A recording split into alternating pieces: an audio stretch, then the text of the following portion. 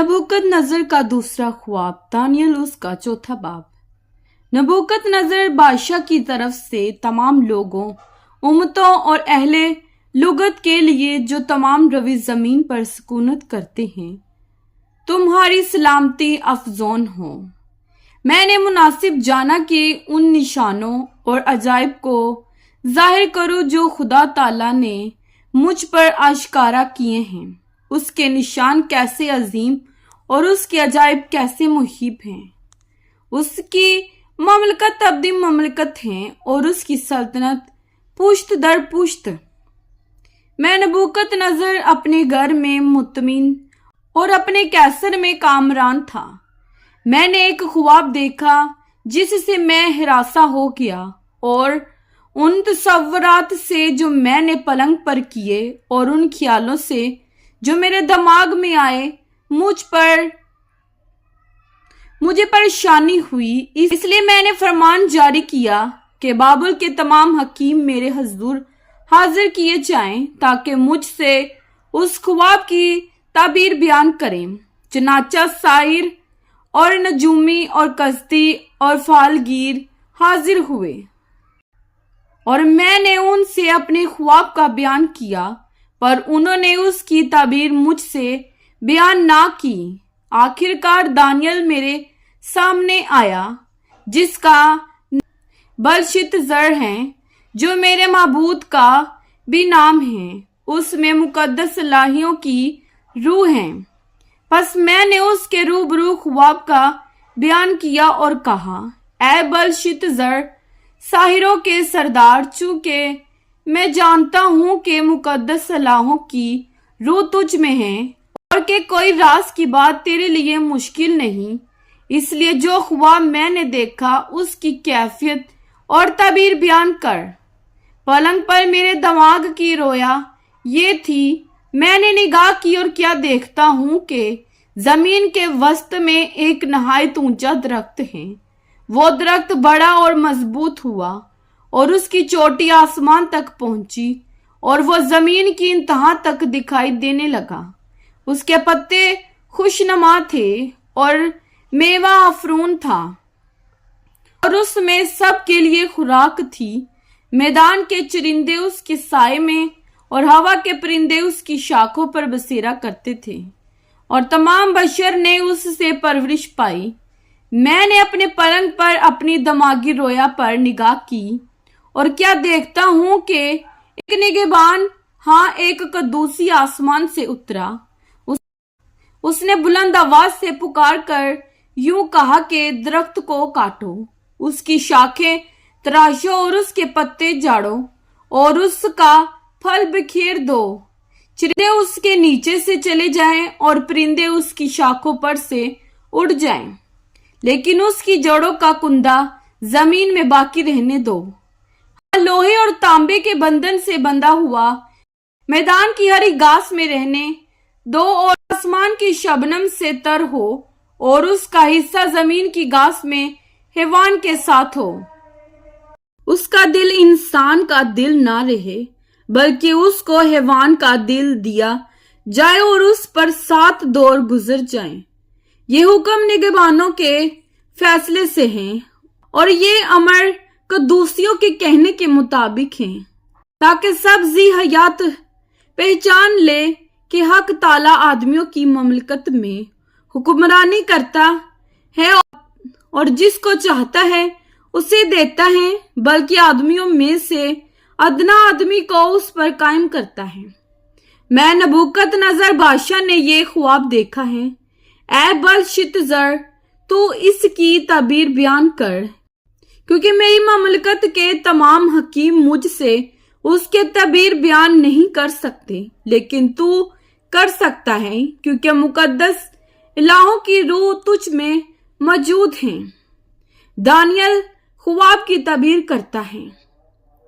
तब दानियल, जिसका नाम बलशित्ज़र है, एक साथ तक सिरा सीमा रहा और अपने ख्यालात में परेशान हुआ।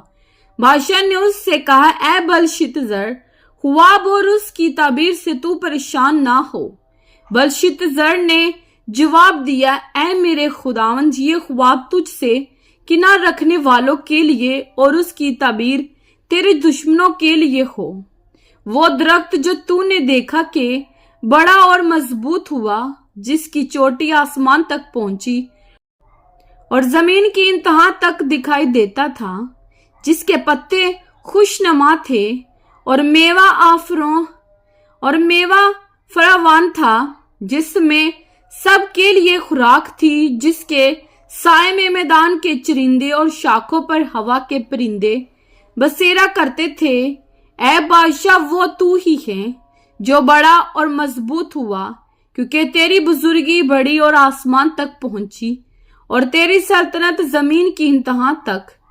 और जो बादशाह ने देखा कि एक निगहबान, हाँ एक कदूसी आसमान से उतरा और कहने लगा कि दरख्त को काट डालो और उसे बर्बाद करो, लेकिन उसकी जड़ों का कुंदा जमीन में बाकी रहने दो, बल्कि उसे लोहे और तांबे के बंधन से बंधा हुआ मैदान की हरी घास में रहने दो, कि वो आसमान की शबनम से तर और जब तक उस पर 7 दौर ना गुजर जाएं, उसका बखरा जमीन के हैवानों के साथ हो।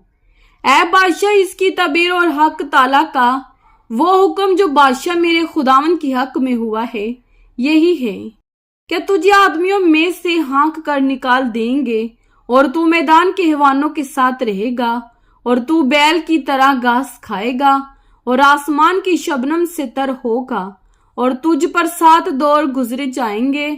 तब तुझको मालूम होगा कि हक ताला इंसान की ममलकत में हुक्मरानी करता है और उसे जिसको चाहता है देता है। और ये जो उन्होंने हुक्म किया कि दरख्त की जड़ों के कुंदे को बाकी रहने दो, उसका मतलब ये है कि जब तू मालूम कर चुकेगा कि बादशाह का इक़्तिदार आसमान की तरफ से है, तो तू अपनी सल्तनत पर फिर कायम हो जाएगा। ये ऐ बादशाह, तेरे हजूर मेरी सलाह कबूल हो और तू अपनी खताओं को सदाकत से और अपनी बदकारी को मस्कीनों पर रहम करने से दूर कर। मुमकिन है कि इससे तेरा इत्मीनान ज्यादा हो। यह सब कुछ नबूकदनेस्सर बादशाह पर गुजरा। 1 साल के बाद वो बाबल के शाही महल में टहल रहा था।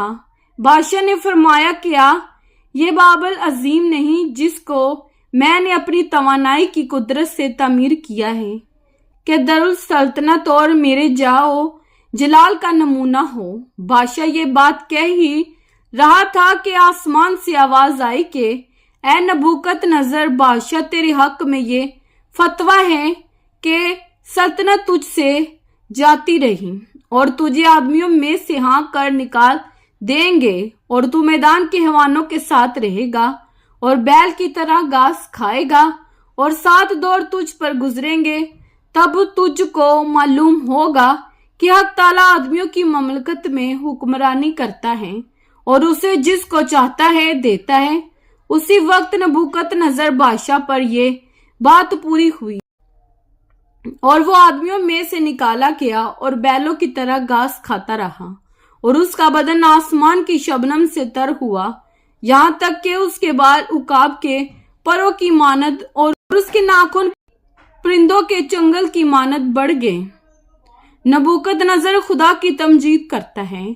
और इन अयाम के गुजरने के बाद मैं नबूकदनेस्सर ने आसमान की तरफ आंखें उठाई और मेरी अकल मुझ में फिर आई और मैंने हक ताला का शुक्र किया और उस हाय अल कय्यूम की हमदो सना की, जिसकी सल्तनत अब्दी और जिसकी ममलकत पुश्त दर पुश्त है और जमीन के तमाम बशिंदे नचीस गिने जाते हैं। वो आसमानी लश्कर और अहले जमीन के साथ जो कुछ चाहता है करता है और कोई नहीं जो उसका हाथ रोक सके या उससे कहे कि तू क्या करता है। उसी वक्त मेरी अकल मुझ में फिर आई और मेरी सल्तनत की शौकत के लिए मेरा रोब और दबदबा फिर मुझ में बहाल हो गया और मेरे मुशीरों और अमीरों ने मुझे फिर ढूंढा और मैं अपनी ममलकत में कायम हुआ और मेरी अजमत में आफजोनी हुई। अब मैं नबूकदनेस्सर आसमान के बादशाह की सिताइश और तकरीम اور تعظیم کرتا ہوں کیونکہ وہ اپنے سب کاموں میں راست اور اپنی سب راہوں میں عادل ہیں، اور جو مغروری میں چلتے ہیں ان کو ذلیل کر سکتا ہے۔ کلام پاک کے پڑھے اور سنے جانے پر خداوند کی خاص برکت ہو۔ خداوند کا شکر ہو، آمین۔ خداوند آپ سب کو برکت دے، آمین۔